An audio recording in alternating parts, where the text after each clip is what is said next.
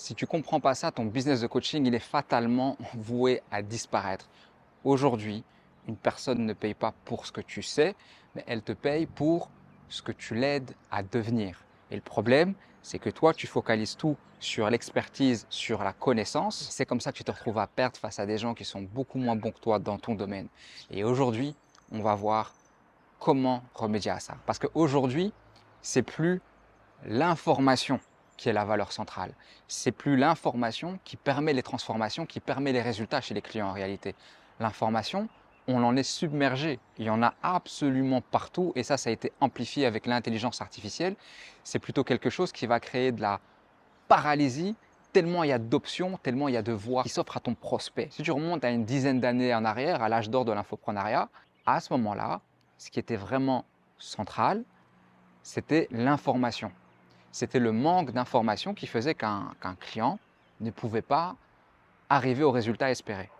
Donc, exemple, tu veux devenir vidéaste, ben, il y a 10 ans, il y avait très peu d'informations gratuites de qualité qui te permettaient de te former sur YouTube. Donc, si toi, tu étais un vidéaste et que tu avais une compétence, tout ce qu'il suffisait de faire, c'était mettre toute cette connaissance sous forme de formation, la mettre à disposition, donner une partie de cette valeur gratuitement et automatiquement, il y allait avoir des gens qui allaient venir vers toi pour acheter ton programme parce qu'ils veulent aller plus loin. Et puis au fil des années, il y a eu de plus en plus de coachs sur le marché et il y a eu de plus en plus de connaissances accessibles. Ça s'est vraiment démocratisé. Et la conséquence de ça, c'est que on a dû créer des formations de plus en plus complètes. C'est-à-dire que pour aider quelqu'un à devenir vidéaste, c'était plus suffisant de lui expliquer quel matériel choisir, de lui expliquer comment utiliser un logiciel de montage, comment se servir de son matériel, etc.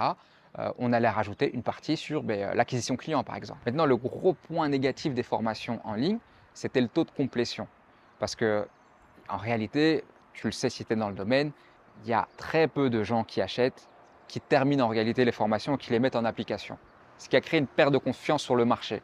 Donc, pour remédier à ça, ce qui était beaucoup plus mis en avant, c'est le fait d'avoir un accès direct au mentor, le fait d'avoir des appels réguliers, le fait d'avoir des sessions de groupe, etc. Ce qui faisait signer les gens, c'est le simple fait d'avoir de l'interaction, de pouvoir te parler, de pouvoir avoir une réponse à leurs questions.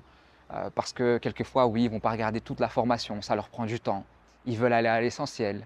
Et avec l'arrivée de l'intelligence artificielle, ça vient mettre à mal ce modèle également.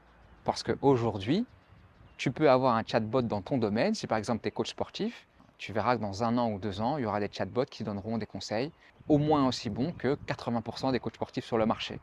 Et donc, il y aura cette interaction. Il y aura la possibilité de poser des questions et d'avoir une réponse instantanée sans devoir consommer du contenu, regarder les modules, etc.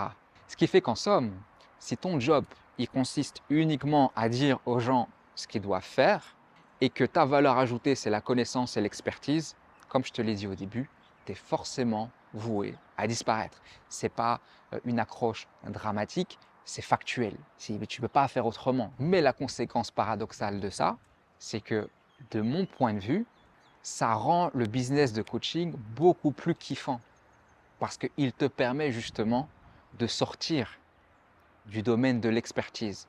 Aujourd'hui, la raison pour laquelle les gens vont te suivre et vont vouloir travailler avec toi, ce n'est pas uniquement pour ce que tu sais, bien évidemment c'est important, mais c'est pour ce que tu es, c'est pour le changement que tu incarnes, c'est pour tes valeurs, pour tes goûts, pour tes choix, pour ta singularité, pour tes positions. C'est pour ça qu'on voudra travailler avec toi et pas un chatbot. Et c'est pour ça qu'aujourd'hui on voudra travailler avec toi et pas avec ton compétiteur. Tu dois arrêter d'essayer d'être le meilleur dans ton domaine, tu dois devenir unique. Et c'est pas si compliqué d'être unique. Il suffit d'être toi, parce qu'il n'y a qu'un seul toi. Il suffit d'arrêter de vouloir plaire à tout le monde, il suffit d'arrêter d'être tiède, d'être lisse. Il faut assumer ses positions, il faut assumer sa vulnérabilité et il faut apprendre à partager ça de manière intéressante. Aujourd'hui, les gens ne vont pas me suivre pour mon expertise sur une compétence du moment. Ils vont me suivre pour ma vision. Ils vont me suivre pour ce que je suis et pour ce qu'ils ont envie d'être. Ils vont me suivre pour la mission que je défends. Parce que je défends l'idée d'un business simple, parce que je m'oppose à cette culture du hustle toxique qui nous vient des États-Unis, parce que je valorise mon temps, parce que je valorise ma famille, parce que je valorise la liberté plus que tout. C'est parce que ces gens-là retrouvent ça en moi et qui voient ma vie et qui me voient là être à l'île Maurice en ce moment, vivre au Maroc, voyager partout dans le monde avec ma famille, travailler 4 heures par jour à faire ce que je kiffe et avoir de l'impact sur la vie des gens, c'est parce que ça leur parle et qu'ils aiment la manière dont je le fais, sans tunnel complexe, sans le baratin habituel, avec quelque chose de très clair, direct, organique. Mais c'est ça qui va faire que dans ce domaine très compétitif de l'infoprenariat, ils vont vouloir travailler avec moi. Ils vont vouloir me rejoindre, ils vont vouloir faire partie de cet écosystème qui va rassembler d'autres gens qui pensent comme eux. C'est ça qui va me rendre unique. Moi, je ne veux pas travailler avec tout le monde, je veux travailler avec les gens qui se reconnaissent dans ma mission. Donc, je suis intentionnellement clivant pour pouvoir filtrer. Je ne veux pas travailler avec tout le monde. Et j'irais même plus, non seulement je veux travailler avec peu de gens, mais je veux travailler avec peu de gens sur du très long terme. Moi, c'est ce que je cherche et je pense que c'est l'avenir. Aujourd'hui, plutôt qu'avoir cette relation un peu transactionnelle de OK, je viens chercher chez Ivan la compétence X, il va m'apprendre ça pendant 2-3 mois et hop, je m'envole de mes propres ailes. Je pense qu'aujourd'hui, dans cet univers qui va être de plus en plus personnel, de plus en plus froid, de plus en plus expert avec l'intelligence artificielle, les gens ils vont chercher du lien, ils vont chercher de la connexion, ils vont chercher une communauté. Et c'est d'ailleurs pour ça que les groupes school, etc., ça marche si bien en ce moment. Les gens ils vont chercher le vrai, ils vont chercher la connexion. Et une fois qu'ils ont trouvé leur groupe, leur mission de vie, leur feu intérieur, il ne va pas changer. Si toi, tu es intéressé aujourd'hui, si les mots simplicité, liberté, famille, ça fait résonner quelque chose de très fort en toi, ce ne sera pas différent dans 3 ans ou dans 5 ans.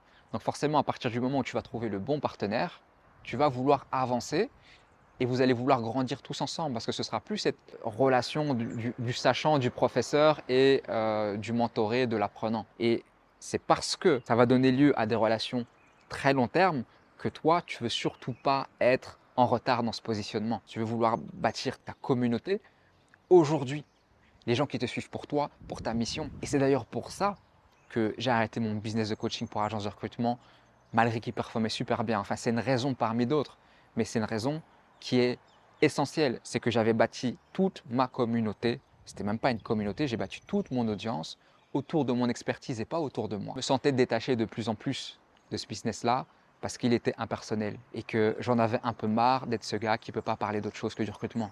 J'en avais marre de ce gars qui ne pouvait parler que de ça parce que entre aujourd'hui et il y a 5 ans où j'ai commencé, ben, tu t'imagines bien, mec, à l'époque j'étais un recruteur indépendant.